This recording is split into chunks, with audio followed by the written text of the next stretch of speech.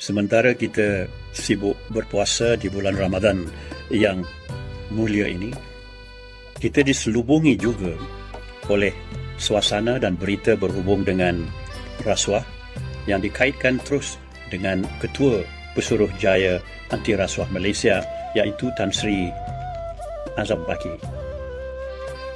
Keadaan yang wujud pada hari ini seolah-olah kita mendepani kereta lembu ataupun lembu mendepani keretanya.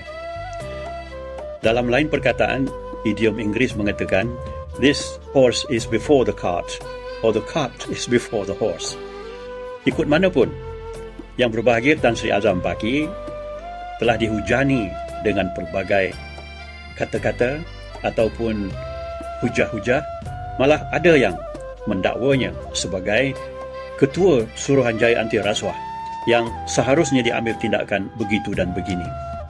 Di samping itu, ahli yang berhormat dari Pandan juga telah mengeluarkan pandangan pelbagai yang dapat menyelitkan beberapa presep ataupun pandangan terdahulu berhubung dengan situasi ini. Sebelum kita pergi jauh, hal yang penting sama-sama kita fikirkan ialah anti rasuah di tanah air ini sesungguhnya dikawal, diselia dan ditentukan oleh undang-undangnya sendiri, iaitu Akta 694, Suruhanjaya Pencegahan Rasuah Malaysia 2009. Tetapi anehnya, ada beberapa peruntukan yang di dalam undang-undang ini semacam telah tidak dipedulikan. Saya suka menarik perhatian umum kepada 3 peruntukan asas.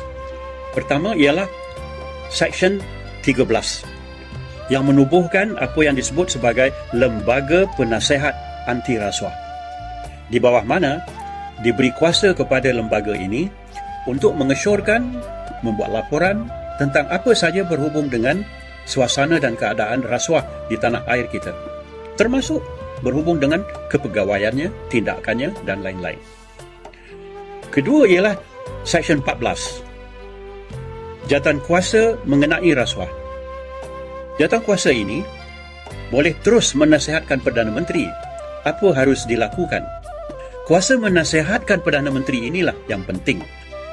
Yang ketiga ialah berkaitan dengan Seksyen 15, di mana jawatan kuasa aduan diwujudkan. Dengan lain perkataan, jawatan kuasa ini boleh membuat aduan sama ada kepada Peguam Negara atau kepada Parlimen atau kepada Perdana Menteri, waima kepada Yang di-Pertuan Agong sendiri. Yang kita hematkan pada hari ini ialah masih adakah jawatan kuasa ini. Selain daripada itu, kita mempunyai misalnya Peraturan-Peraturan 1993 berhubung dengan pegawai-pegawai pengkhidmat awam berkaitan dengan kelakuan dan disiplin. Seksyen 3 misalnya, sudahkah dipenuhi syaratnya atau dilaksanakan tuntutannya berhubung dengan kelakuan dan disiplin seseorang pegawai tinggi kerajaan. Satu lagi ialah berhubung dengan Public Service Commission Rules 1996. Di bawah instrumen ini telah ramai kaki tangan kerajaan diambil tindakan, dan semasa tindakan penyiasatan dilakukan, pegawai itu diarah supaya bercuti sebentar. Tiba-tiba Peguam Negara disebut sebagai Ketua Penyiasat dan Ketua Jawatan Kuasa Penyiasat tentang hal ehwal Tan Sri Azam Baki. Kita faham bahawa di bawah Artikel 145, Peguam Negara itu menjadi penasihat utama kepada Kerajaan Persekutuan, kepada Yang di-Pertuan Agong, kepada Menteri dan kepada Perkhidmatan Awam juga. Bagaimana Peguam Negara yang juga sebagai pendakwa raya menerusi tanggungjawab beliau yang lain boleh menjadi pengurusi penyiasat. He who prosecutes is also the investigator. Beliau sebagai Peguam Negara, beliau juga menjadi penyiasat. Bukankah serong tampaknya perkara ini?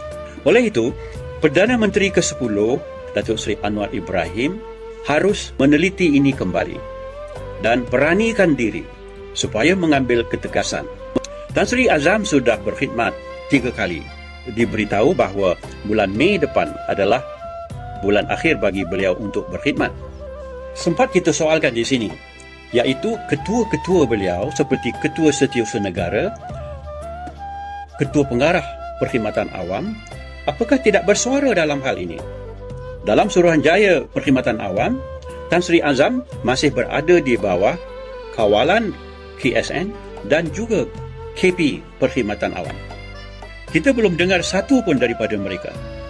Seolah-olah Tan Sri Azam mempertahankan dirinya sendiri dan langsung tiada seorang pun yang menyatakan bahawa beliau harus akur kepada prosedur hal-ehwal berkaitan dengan perkhidmatannya yang mana merupakan perkhidmatan awam dalam kedudukan kerajaan Malaysia.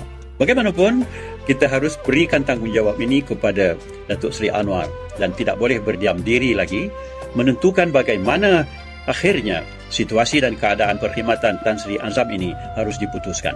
Kalau berani menyambung beliau dalam keadaan yang telah lalu, harus berani juga hendaknya menentukan sama ada beliau ditamatkan pada bulan Mei dan diganti dengan orang lain.